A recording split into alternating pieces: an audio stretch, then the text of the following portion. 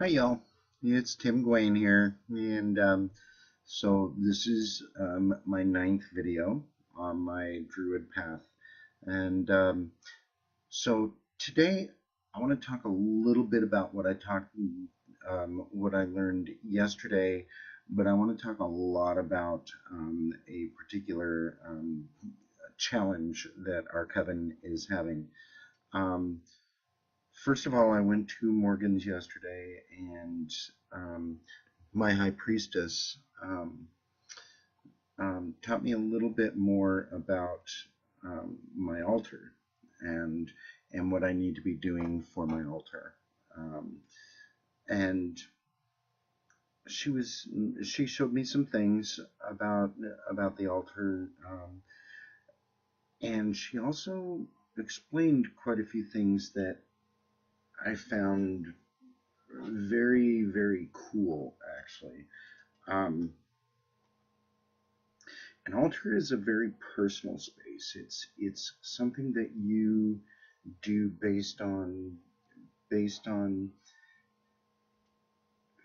your path.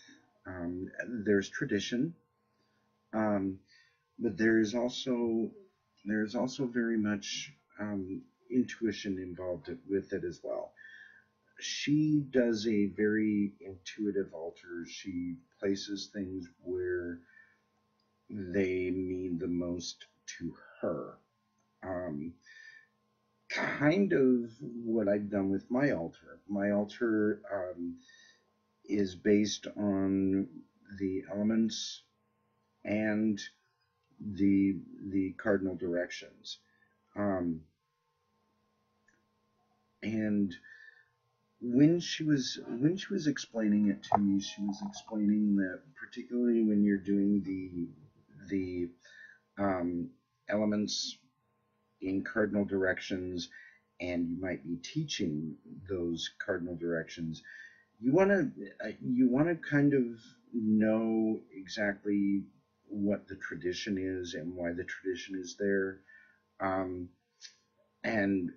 frankly, I'm still a little I'm still a little I need to learn the cardinal directions more, because my altar is set up to be comparable to my path. Um, there are a couple of things about my altar. Um, First, the tradition that I really stuck with was goddess on the left and God on the right.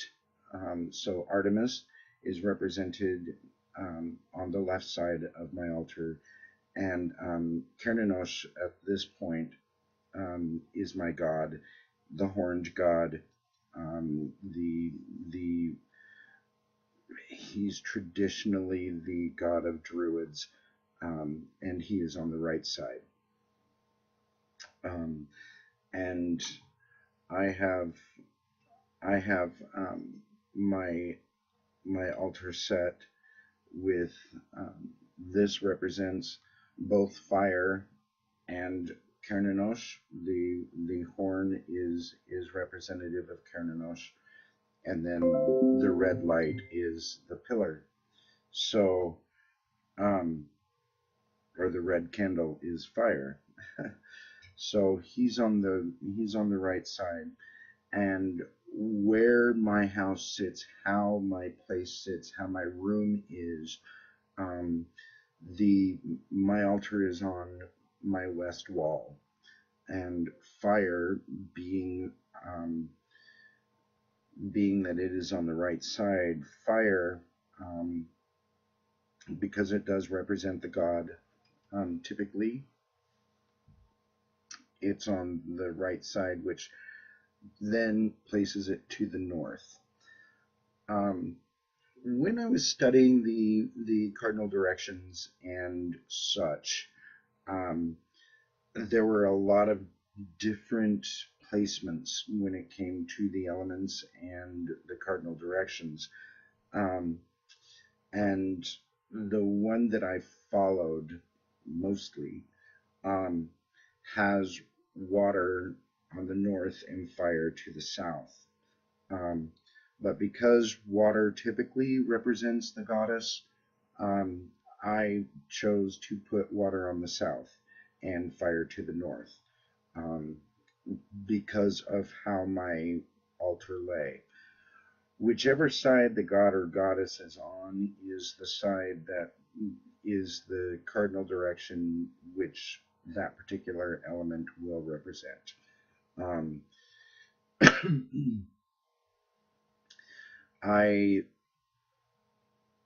am basing everything on Earth. Um, I'm a druid, but I'm also very much a moon druid, which is why Artemis is my goddess. Um, Artemis is the goddess of the moon, um, and she's a hunter. She's actually quite the perfect goddess for a moon druid. Um, and because my typical cycle runs with the cycle of the moon. Um, Essentially, I'm going to be a moon druid. Thus, what I consider to be the most important um, cardinal direction for Earth would be west, where the sun sets, where night begins. Night begins in the west as the sun sets. Um, so so that is where Earth is. Earth will always represent west on my altar, which leaves air being east. Um, so Earth will always be west. Um, Air will always be east. North and south will fluctuate depending on where my altar is placed. In in my room, um, the best wall for me to place it is the west wall. So Earth is against the wall, and air is toward the room. North is on the right side, thus fire is on the right side. South is on the left side, thus water is on the left side. So, so the god and the goddess are represented by those elements um, on my altar. Um, so, so that is a little bit about what I learned. I learned a little bit more. Um, Still kind of processing it. My altar is not complete. I don't have I don't have an athame. I don't have a cauldron. I don't have the statues that represent Cernunnos or Artemis. Um, I would like to get some sea salt, or actually, what I think I want to use on my altar is pink Himalayan pink salt, um, and I also need a bell. So there are a couple of things that I still need to get. Um, so hopefully I'll be able to get them by the 22nd. So I have 1, 2, 3 weeks, because by Maybon I want to be able to have my altar completely set, completely prepared, um, completely ready for everything. Now, um, so our first challenge was to use our favorite divination tool to ask what our focus each individually should be for the next month. And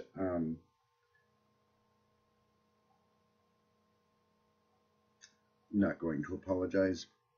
I'm off for the weekend, and I needed a sip of my Manhattan. Anyway, um, I can't find my runes. My rune stones are gone. I don't know even remotely where to look for them. So they have run away. So instead, I'm using the cards that were given to me by my friend um, Trish. She gave me the Druid Animal Oracle cards, and so I just got done pulling out 3+1 cards, um, and I'm just going to give you the interpretations of the cards, kind of let you know what I think they're actually telling me. So as we go through this, I'm going to be learning, and I know that Morgan is going to want to teach me a little bit more about maybe what each card really means, um, maybe what each card is really telling me. This is my interpretation. I've not used the Oracle set more than just one other time, just a few days ago. So um, this is really still learning.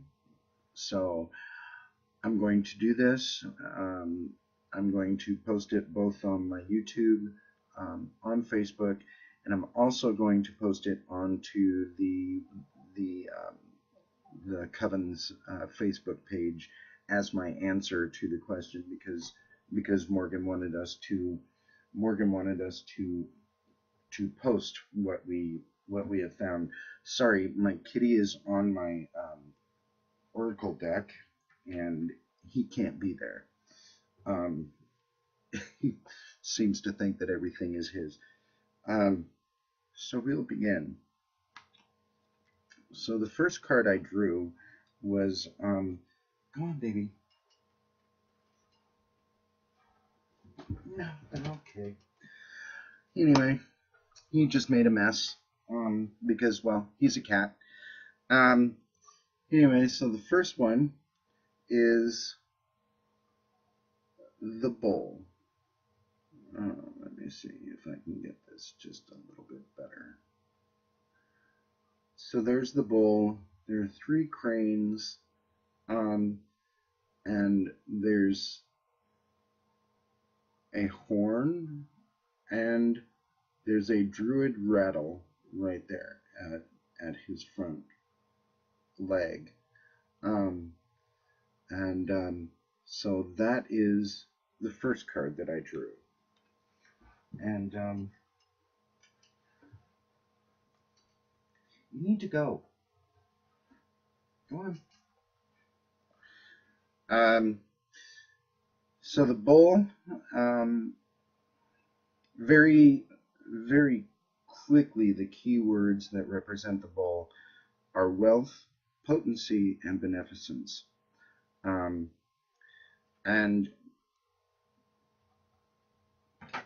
drawing the bow, go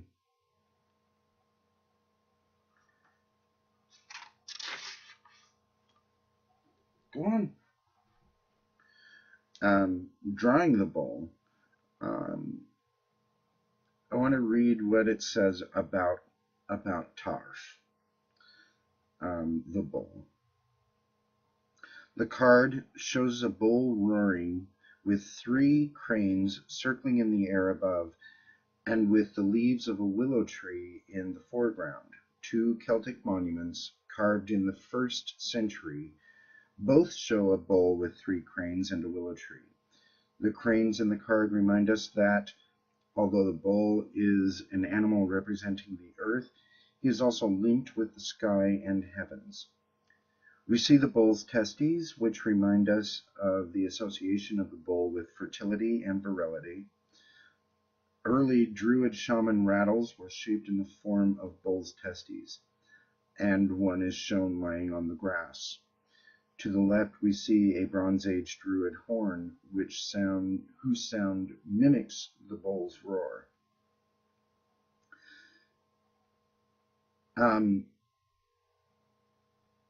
So Tar mediates the influence of Taranis, the Jupiter light god of the Druids. And I will be looking that up. I will be researching this one. But his beneficence and expansiveness can bring you the opportunity for a rich and abundant life. The bull is a symbol of wealth, and as such, it is auspicious to draw this card when considering financial matters. But remember that the ancient ones were wise enough to understand that the true wealth is to be found in the heart and the soul first, and only then in the material world. The bull represents fertility, potency, abundance, and prosperity. But these things can sometimes take a while to achieve. If you need to work steadfastly in trying circumstances for a considerable period of time in order to achieve your goals, the bull will help you to do this without becoming drained or depressed. So I think the first thing that it looks like I must be focusing on this month is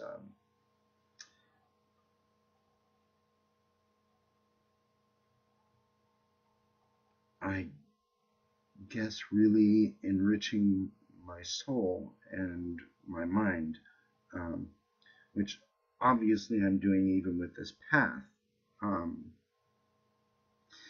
And of course I'm struggling a lot trying to figure out my business, trying to make money with my business, trying to actually get people in my chair so that I can cut their hair. All of that is very much weighing on my mind. So obviously that's something that I must be working on. And I found it fascinating that that was the first thing. But I also found it fascinating that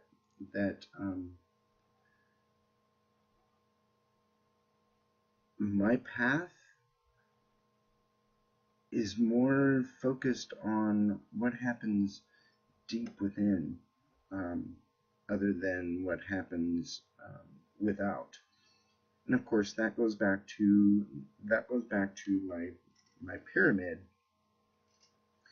where the first step is, of course, realizing who you are. I am me, pure and simple. Anything else is nothing more than just adjective. So I am me. And going deeper than that, because I am me, I am a part of the universe. And because I am a part of the universe, I am part of life and I am part of love. So I am life and love.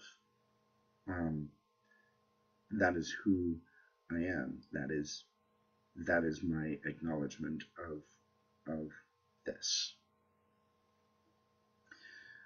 The next step is to then work on the inward journey. In other words, grabbing information and filling me up and using that and taking that and doing what I need to do to become more in tune with the universe and more in tune with nature and more in tune with everything. So the bull represents that. I focus on the bull and I focus on Taranis, which, like I said, I'm going to be looking this one up because it kind of sounds cool. So, but I focus on Taranis and I focus on the bull and I focus on what I need to do to prosper my mind and my soul and who I am. Then I'm thinking that I'll probably see growth within my business. So that's the first card. The second is a salmon. Let's see if I can get this up here. Come on now. Show me some light, baby. Show me some light. So there's the salmon. And so the salmon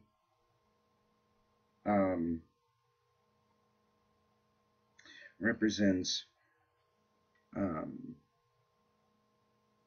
wisdom, inspiration, and rejuvenation. Broaden. And broaden is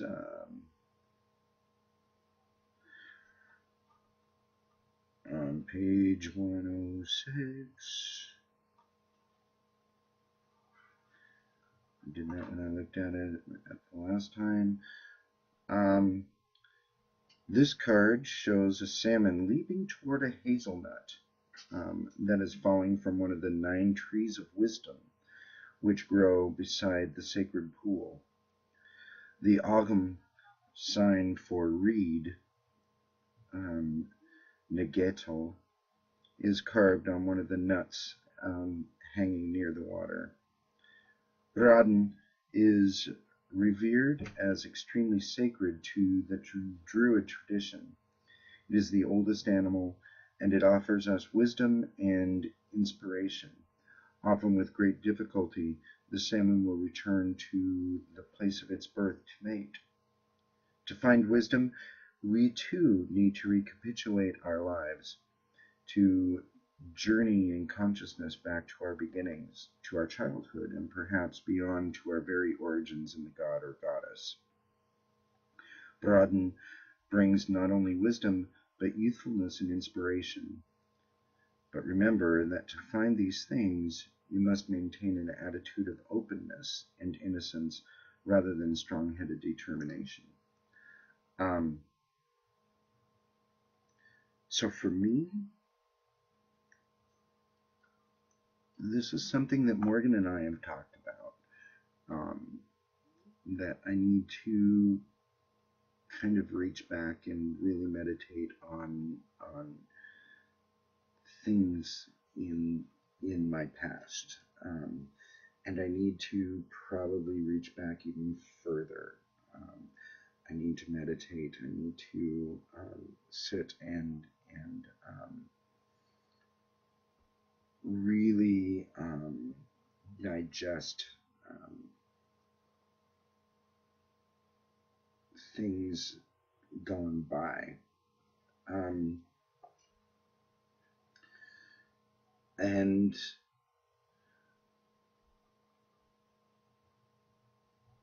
I'm not so innocent. I don't think like an innocent. So I really believe that that's what the salmon is telling me, is that I need to really reconsider how I think, and to become less jaded, and to be more innocent, to be less strong-willed, and more open about everything.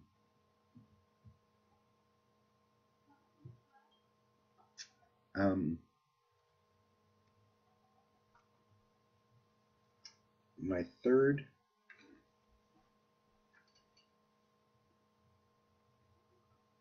is the hind.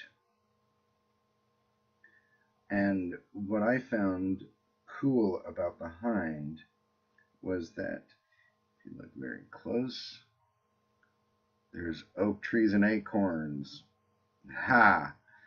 I got an oak tree and acorn in one of my cards. Because if you've seen just about 3 seconds of any one of my videos, you know that the oak tree is mine. it's where I get grounded. And I have the old man at the lake that I sit at the base of and rejuvenate quickly. Um, so the hind, um, um, A-lead, she represents subtlety, gracefulness, and femininity. But it's interesting because she doesn't represent girlishness. Um, Femininity is a whole lot more than just um, girlishness. So this card shows a white hind in the forest in late summer or early fall. Acorns hang heavy from the oaks. The hind calls us to follow her deeper into the forest. Standing in a shaft of sunlight, she appears so elusive, we are not even sure she is of this world. Eilid brings us gentleness and grace of the feminine principle. Whether you are male or female, opening to the qualities of the hind will enable you to achieve a greater degree of sophistication, subtlety, and elegance, in the best possible senses of these terms.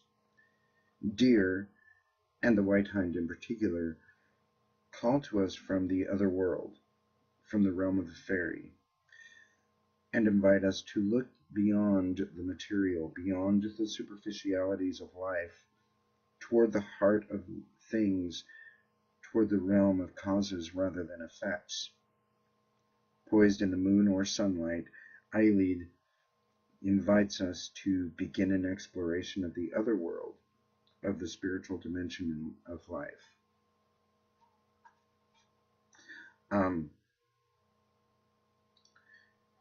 Couple of different things about this particular card that struck me, especially where I'm at. One of my favorite jokes is, I'm so not subtle that I can't even spell it. I still think it's spelled S-U-D-L. So apparently the hind is really telling me that I need to work this month on subtlety, on toning my brashness down a bit, and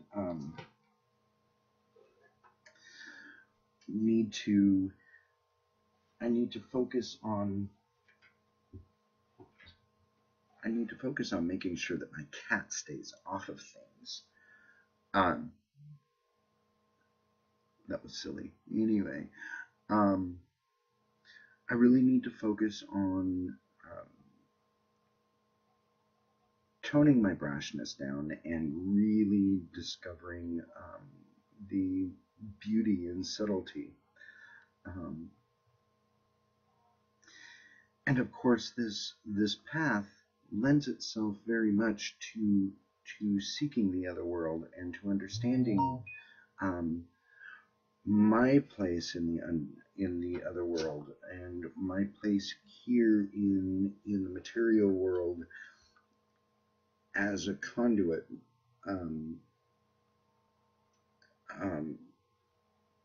for the underworld, and dealing with my life and dealing with the universe as a whole. It's funny how all of these are very much related. I can look at them and I can really see exactly what they're telling me is exactly what I know that I need to work on, that I've always needed to work on, that I have just essentially told the whole world to just, fuck off and die, because I'm who I am. I can be who I am without being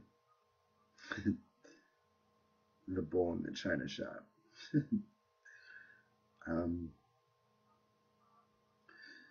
So the first card, um,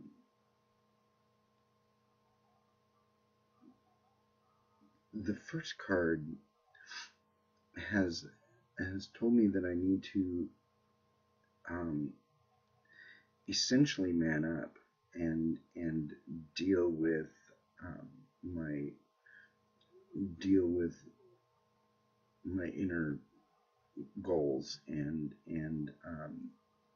my prosperity in my heart and and who I am. Um, and the third card told me that what I need to do is I need to grasp the fine art of subtlety and to reach out to um, the other world and to find my place with both this and there. Um, the middle card is telling me that I just need to relax and enjoy and and um, not be so jaded. Um, so so those are the three cards. The plus one, um, I had to laugh because I flipped it over and I said, "Oh my God!" In every reading that I've had so far, particularly well, in every reading that I've done for me with my three cards, um, they've all had some sort of water in there, and I think I've said this in earlier videos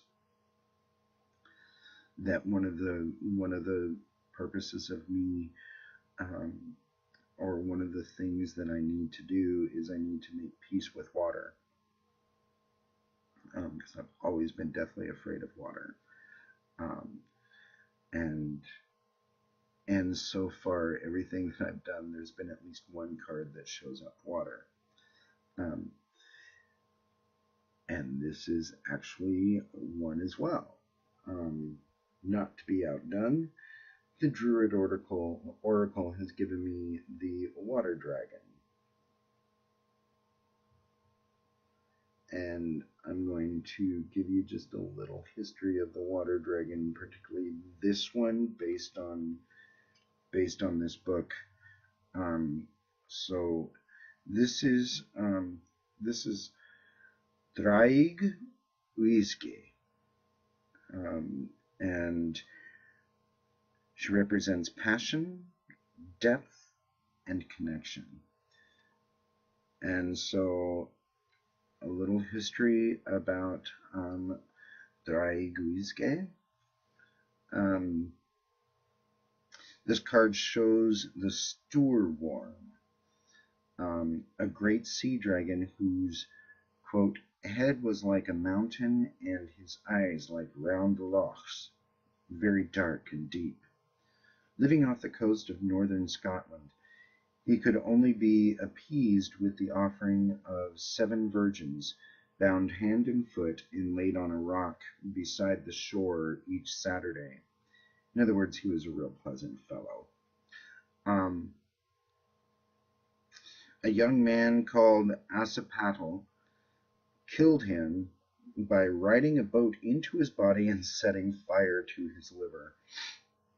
As the dragon died, the crashing of his tongue made the Baltic Sea, and his teeth fell out. They made the Orkneys, the Shetlands, and the Faroe Islands. Finally, he coiled himself up tightly and crashed into the sea. The old folks say that Iceland is his body, the liver still burning beneath its smoldering crust. So when you draw the water dragon brings that which is hidden into the light of day. Memories and wishes which may have long lain forgotten or repressed in the unconscious may emerge to frighten or overwhelm you with their apparent negativity or destructiveness. Facing these experiences with compassion and courage will, in the end, bring you to an experience of a greater depth of soul and a greater sense of connectedness to all life. although you may at times feel overwhelmed with emotion, with time you will be able to achieve a sense of balance and stability as these strong feelings are integrated in your consciousness.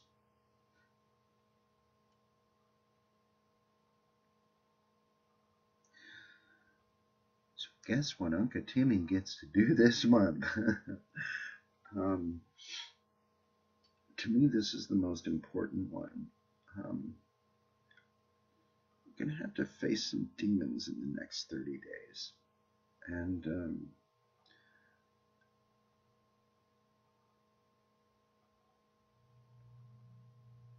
don't know that I'm very excited about it. I think if I want to do this right, if I want to do this challenge correctly, my focus is going to really have to be, and of course based on the other three cards, I think it's telling me all along exactly what Morgan and I had talked about a few weeks ago, and that is that I really do need to sit and contemplate and I need to go back and really focus on some of these memories that I don't know that I've ever forgotten any. I don't know that I've ever really pushed any back. But I do know that I've compartmentalized a lot. So that is what I'm going to do. I think my focus is supposed to be about cleansing my soul. My focus for this month is to be about getting focused and healing who I am. I think a lot of my issues that I've been having, particularly the last couple of weeks, here I'm thinking that it's all about the change of my life, joining the coven and starting this path of Druidry. I think it's all been a ruse because a lot of this stuff is beginning to bubble up. So I think when it boils all down, my focus for this month is supposed to be about me, about my inner being. Some would say my inner child, which would reflect on the salmon. Dealing with the innocence and maybe even the loss of innocence that I've had over the decades.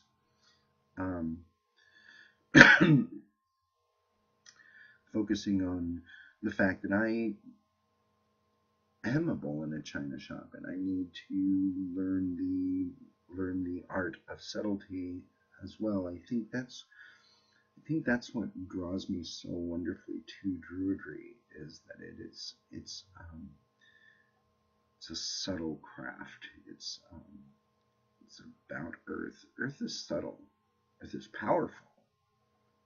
Earth is destructive and amazing, but it's subtle. You look at a snow, and it's so beautiful. It's so white. It's so soft. But you walk in a mountain, and you make the least bit of noise, and it's destructive. Earth is subtle. So I need to learn that art. I need to learn to be the bull that will graze right along all the cows and maybe even some of the other bulls, and not worry about it until the herd threatened. I think that's going to be my focus. So as we go on, obviously, because we do have daily challenges, I will be accepting those daily challenges. I will be doing them. I won't be distracted from doing this 30-day challenge. And I'm going to do the videos based on them each time. So for now, I've talked for quite a while, and I'm going to let you all go. So for now, I bid you all blessed be.